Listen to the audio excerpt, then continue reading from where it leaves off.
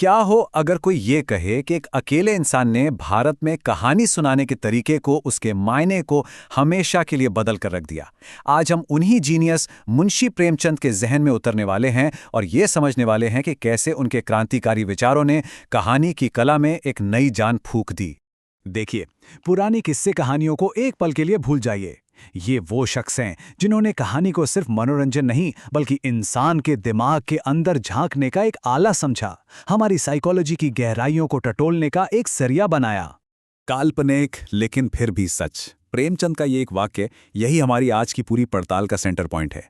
भाई, कोई मनगढ़ंत बात इतनी गहरी और सच्ची कैसे लग सकती है? यही वो सवाल है जो हमें आगे का रास्ता दिखाएगा। तो फिर प्रेमचंद का वो सीक्रेट फॉर्मूला क्या था? उनकी नजर में एक सच्ची कहानी होती क्या थी? चलिए इसका जवाब ढूंढने के लिए उनके शानदार लिटरेरी फिलॉसफी की दुनिया में गोता लगाते हैं।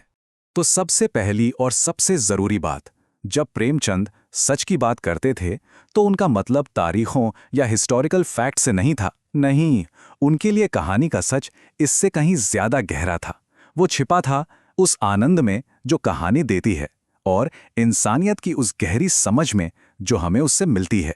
लेकिन प्रेमचंद ने जो किया वो कितना बड़ा इनकलाब था, ये समझने के लिए हमें थोड़ा टाइम में पीछे जाना होगा और ये देखना होगा कि उनके आने से पहले कहानियां होती कैसी थीं। सदियों तक कहानियों का एक बहुत सीधा साधा मकसद था, सबक सिखाना।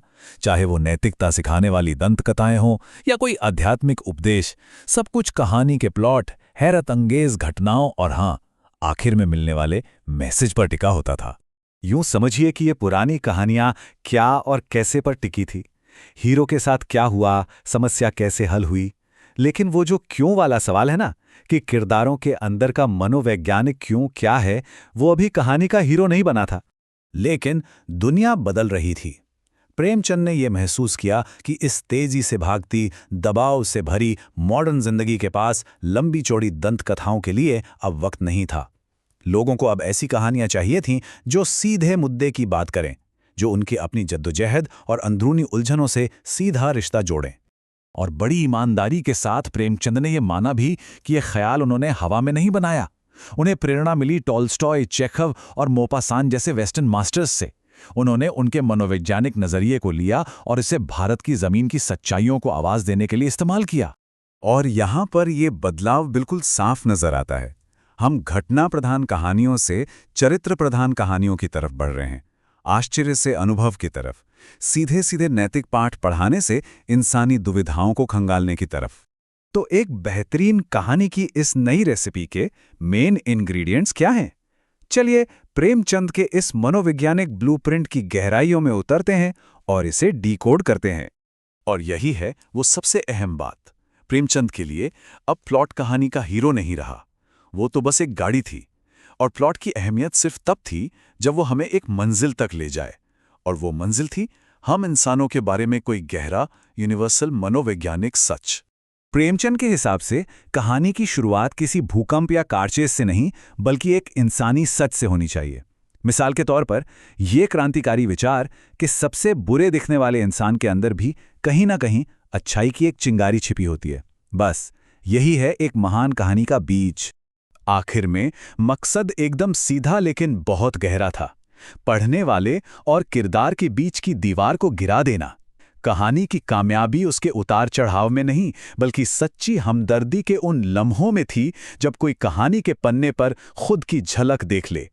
थ्योरी में तो ये सब बहुत अच्छा लगता है ना? लेकिन असल में ये काम कैसे करता है?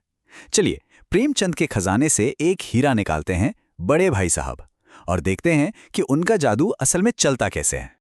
पहली नज़र में ये कहानी पढ़ाई और इम्तिहानों के बारे में लगती है, लेकिन ज़रा गौर से देखें तो ये असल में ज़िंदगी के दो अलग अलग फ़लसफ़ों की टक्कर है। दो ऐसे भाइयों के बीच एक मनोवैज्ञानिक जंग जो दुनिया को बिल्कुल अलग अलग चश्मों से देखते हैं। और बड़े भाई की ये एक लाइन सब कुछ कह देती है। यही इस कहानी के दिल में बसा वो मनोवैज्ञानिक सच है कि एक ऐसी समझ है जो किताबों में नहीं मिलती, एक ऐसी बुद्धि है जो सिर्फ ज़िंदगी के तजुर्बे से आती है, और ये वो सच है जिसे किताबी कामयाबी कभी छू भी नहीं सकती। तो आखिर में प्रेमचंद की विरासत क्या है? क्या छोड़ गए वो हमारे लिए? उन्होंने कहानी की आत्मा को हमेशा के लिए कैसे बदल दिया? चलिए समझते हैं। तो सबसे जरूरी बात यह है, उन्होंने कहानी को घटनाओं के एक सिंपल ब्यौरे से उठाकर इंसानी मोटिवेशन के एक गहरे एनालिसिस में बदल दिया। मतलब फोकस अब क्या हुआ से हटकर ऐसा क्यों हुआ पर आ गया। सच तो ये है कि प्रेमचंद ने कहानी को एक नई इज्जत दी, उसे हमारी अपनी साइकोलॉजी का आईना बना दिया। उन्होंने आने वाली पीढ़ियों के लेखकों को सिखाया कि सिर्फ बाहरी दुनिया की बड़ी घटनाओं को देखना बंद करो और इंसान के दिल की उस विशाल और पेचीदा दुनिया में झांकना शुरू करो। और अब एक सवाल जो हम सबको सोचना चाहिए, हाल में देखी कोई फिल्म या पढ़ी कोई किताब याद कीजिए, किस चीज ने असल में बांधे रखा?